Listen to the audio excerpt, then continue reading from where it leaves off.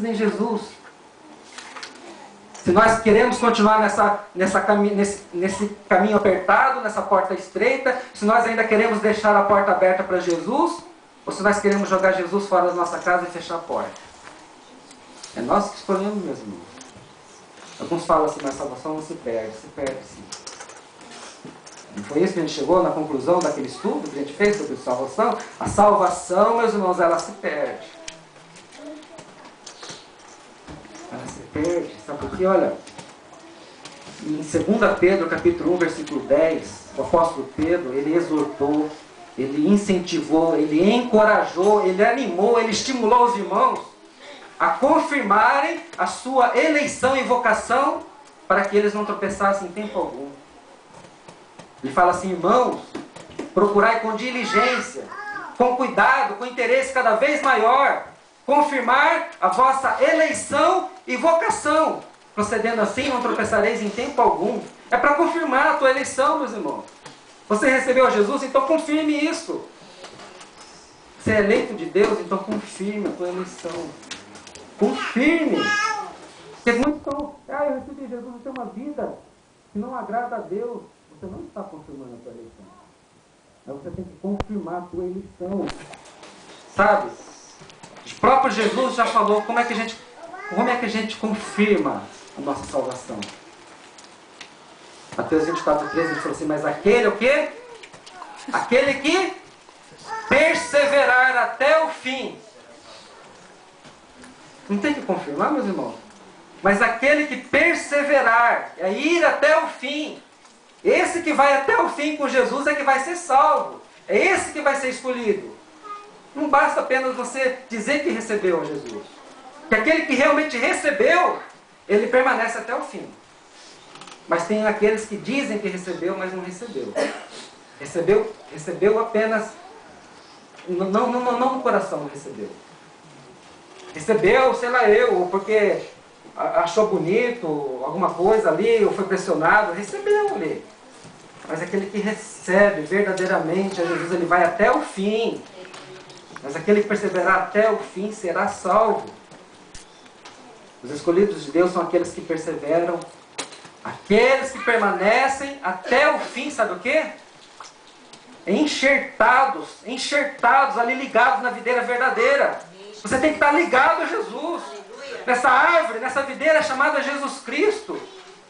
Olha só o que Jesus fala em João 15, 5, 6. Ele fala assim, olha, eu sou a videira, vós os ramos. Quem permanece em mim e eu nele, esse dá muito fruto, porque sem mim nada podeis fazer.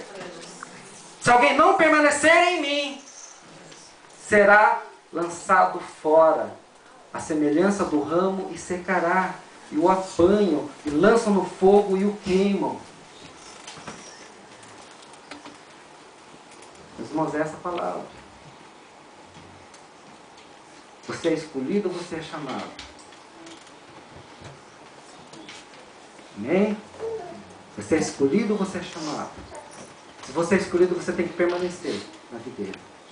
1 João 2,6, o apóstolo fala assim, aquele que diz que permanece nele, esse deve também andar assim como ele andou.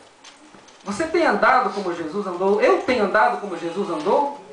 Se eu sou escolhido de Deus, se você é escolhido de Deus, você tem que andar da mesma maneira como Jesus andou. Esse que diz que anda nele, também deve andar assim como ele andou. Esse andar, meus irmãos, não é um andar físico. Não é você ver se Jesus andava com passos curtos ou passos largos, se ele era lento, se ele era rápido no andar. Não é isso. Esse andar é você ter as mesmas atitudes, os mesmos procedimentos, a mesma maneira de agir. A mesma atitude que Jesus tinha em relação ao próximo, você também tem que ter em relação ao próximo a mesma atitude que Jesus tinha. É isso que significa. Você está permanecer na videira verdadeira. Como é que está sendo o seu andar? Como é que está sendo a sua atitude diante dos teus irmãos? Como é que está sendo a sua atitude em relação ao próximo? Olha, um dos grandes ensinamentos que Jesus nos deixou, sabe qual foi? É justamente isso, é a tua atitude em relação ao teu irmão. Uma vez alguém perguntou assim para Jesus, Senhor, qual que é o maior mandamento da lei de Deus? Ele falou assim, amarás o Senhor teu Deus de todo o teu coração, de toda a tua alma, de todo o teu entendimento. E o segundo, semelhante a este, é o quê? Amarás teu próximo como a ti mesmo. Olha só a atitude perante teu próximo. A atitude perante teu próximo é muito importante. Porque as atitudes, as atitudes em relação ao teu próximo revela se você é escolhido de Deus ou não é escolhido de Deus. As atitudes em relação ao teu próximo revelam se você tem o teu nome escrito no livro da vida ou não tem. As atitudes. As atitudes em relação ao teu próximo revelam até mesmo o tipo de relacionamento que você tem com o próprio Deus. Porque em 1 João capítulo 4, versículo 20 e 21 fala assim: se alguém diz eu amo a Deus e odeio seu irmão, é mentiroso. Pois quem não ama a seu irmão a qual vê, como é que pode amar a Deus a quem não vê? Dele temos este mandamento, que quem ama a Deus ame também o seu irmão. E dele temos este mandamento, que quem tem a atitude de amar a Deus, também tem a atitude de amar o seu irmão. Viu a implicância desse versículo? Não adianta só você falar que ama a Deus, mas você também tem que amar o teu irmão. Se você não ama o seu irmão, você não ama a Deus. É isso que quer dizer isso, esse versículo. A tua atitude em relação ao teu irmão, elas são importantes. Não adianta você falar, eu tenho um relacionamento perfeito, saudável, amigável com o Senhor, mas eu não suporto o meu irmão.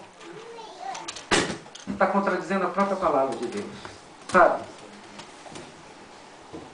E eu gostaria de entrar agora numa área assim, bem tenebrosa para algumas pessoas, sabe? Que são as atitudes que você tem que ter em relação ao teu irmão. As atitudes que você tem em relação ao teu irmão. Olha só, presta bem atenção agora. E é isso que vai revelar se você é um chamado apenas ou se você é escolhido. Na Bíblia tem uma coisa chamada assim de mandamentos recíprocos, de mutualidade, de reciprocidade. Tem um autor de livro que ele enumera 25 mandamentos recíprocos. Só que eu não vou falar desses 25, vou falar de 11.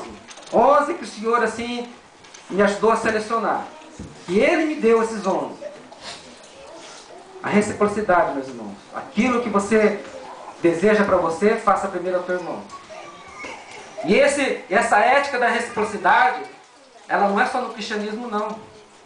Desde a antiguidade, já em praticamente todas as culturas e todas as religiões tem essa prática da reciprocidade. No budismo tem alguma coisa escrita assim, falando assim, olha, não atormentes o próximo com aquilo que te aflige. No hinduísmo fala assim, essa é a suma do dever. Não faças ao outro aquilo que se a ti for feito, te causará dor. Não está entendendo? Jesus, ele resumiu, Jesus que é a fonte de toda sabedoria, de todo conhecimento, de todo saber. Lá em Mateus 7,12 ele fala assim, olha, portanto, tudo que vós quereis que os homens vos façam, fazei-o vós também a eles, pois esta é a lei e os profetas. Aquilo que você quer que as pessoas te façam, Juliano, você tem que fazer para as pessoas. Essa é a lei da reciprocidade. Essa atitude que você tem em relação ao teu irmão, essas atitudes que eu vou falar agora, 11, se você se enquadra, então você pode ter certeza que você é um escolhido de Deus, que seu nome está escrito no livro da vida. Agora, se tiver algumas atitudes dessa aqui que você ainda tem, que você ainda não tem no seu caráter, você começa a trabalhar agora, a partir de agora. Para deixar de ser chamado simplesmente para ser um escolhido de Deus. Amém? Amém. Primeiro, mandamento recíproco.